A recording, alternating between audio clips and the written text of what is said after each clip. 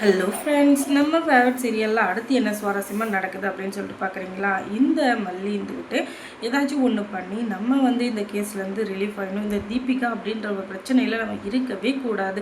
அவளுடைய பிரச்சனைக்கு எப்படியாச்சும் நம்ம முடிவு கட்டணும் அப்படின்னு சொல்லிட்டு இவங்க ஒரு பக்கம் பிளான் பண்ணாங்க. ஆனால் நடந்தது வேற ஒன்றுங்க. அது என்ன அப்படின்னு சொல்லிட்டு பார்க்குறீங்களா?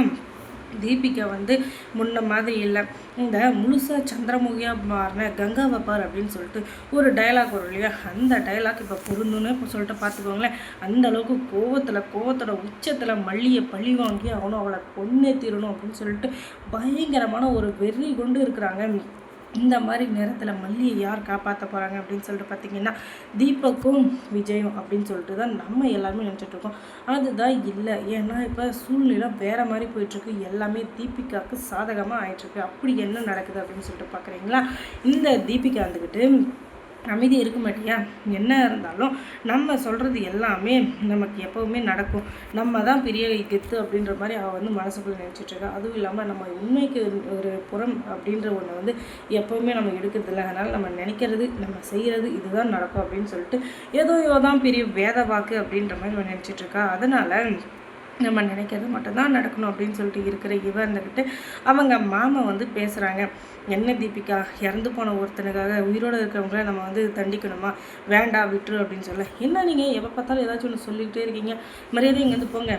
யாராச்சும் ஒருத்தர் ஏதாச்சும் ஒரு கருத்து சொல்ல வந்துகிட்டே இருக்கணும் போல். இப்படியெல்லாம் இருக்கிற வேலை வச்சுக்காதீங்க. அதுவும் இல்லாமல் என் மேலே எந்த தப்பும் இல்லை. நான் உண்டு, என் வேலை உண்டுன்னு இருந்தேன். என்னை சீனவங்களை கண்டிப்பாக நான் சீரிப்பாயாமல் இடவே மாட்டேன் அப்படின்னு சொல்லிட்டு பயங்கர கோவத்தோடு திட்டி விட்டுறேன். அப்போ தான் புரிய வருது, இந்த வார்த்தை தீபக்குக்காக தான்.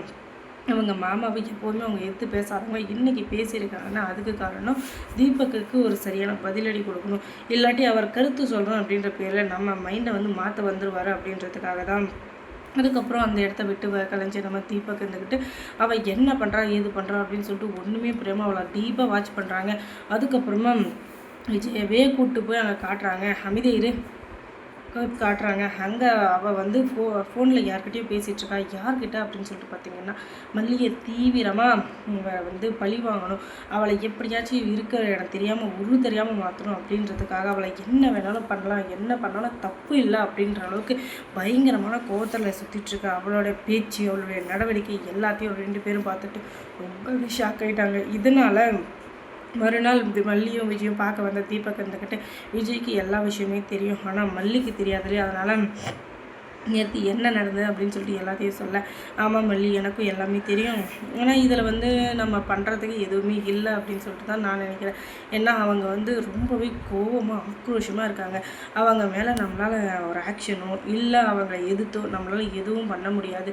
ஏன்னா அந்த அளவுக்கு ஒரு கோபத்தோட உச்சத்தில் இருக்காங்க. அவங்கள பகைச்சிக்கிறது இதில் நம்ம இல்லை. அவங்க பண்ணுற எல்லாத்தையும் நம்ம சகிச்சுக்கிட்டு போய் தான் ஆகணுமான்னு சொல்லிட்டு பார்த்தா அதுவும் இல்லை தான். ஆனால் என்ன பண்ணுறது, அவங்க இப்போ என்ன பண்ணுறோம் ஏது பண்ணுறோமே தெரியாமல் ரொம்பவே ஒரு டென்ஷனில் சுற்றினுக்கிறாங்க. ஏன்னா அவங்க தம்பி மேலே அவங்க வச்சுருக்கிறது பாசம் இல்லை, அது தீராத ஒரு என்ன சொல்கிறது, ஒரு பற்று அந்த மாதிரி சொல்லுவாங்க இல்லையா, அந்த மாதிரி ஒரு இதை வச்சுட்டு சுற்றிட்டுருக்கா. அதனால் அவங்க தம்பிக்கு என்ன நடந்துச்சு, யாரால் நடந்துச்சு அப்படின்னு சொல்லிட்டு தெரிஞ்சுக்கிற வரையும் அவள் ஓயவே மாட்டா. அது தெரிஞ்சுக்கிற வரையும் உனக்கு என்ன பலன் அப்படின்னு சொல்லிட்டு பார்த்தீங்கன்னா, உன்னை டார்கெட் பண்ணியிருக்கிற அவள் கண்டிப்பாக உன்னை அழிக்காமல் விட மாட்டா அப்படின்னு சொல்லிட்டு பயங்கரமாக பேசிகிட்ருக்காங்க. இங்கே பேசுகிறது எல்லாம் சரிதான், ஆனால் அந்த கடவுளுக்கு யார் பண்ணது சரி யார் பண்ணது தப்புன்னு சொல்லிட்டு எல்லாமே தெரியும். அதனால் அவர் இருக்கார், அவரை நான் கண்டிப்பாக நம்ப தான் போகிறேன். இப்போ இருக்கிற சூழ்நிலையில் அவங்க கோவமாக இருந்தாலும் சரி கோவமாக இல்லைனாலும் சரி அதை பற்றி எனக்கு கவலை இல்லை. ஆனால் அவங்க நல்லபடியாக திரும்பி வருவாங்க, என் மேலே எந்த தப்பும் இல்லை அப்படின்னு சொல்லிட்டு தெரிஞ்சுப்பாங்க அப்படின்ற ஒரு எண்ணத்தில் நான் இந்த இதில் ஒரு முடிவை எடுத்து அமைதியாக ஆயிடுறேன். இதுக்கப்புறம் என்ன நடக்குதோ கடவுள் விட்ட வழி அப்படின்னு சொல்லிட்டு அவங்க கிளம்பிடுறாங்க.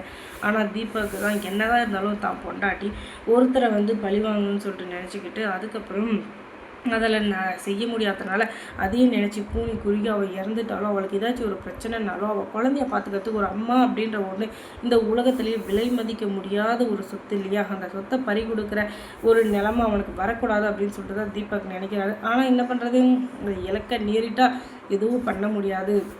இயற்கைக்கு மாறான சக்தி ஏதாச்சும் இந்த உலகத்தில் இருக்கா?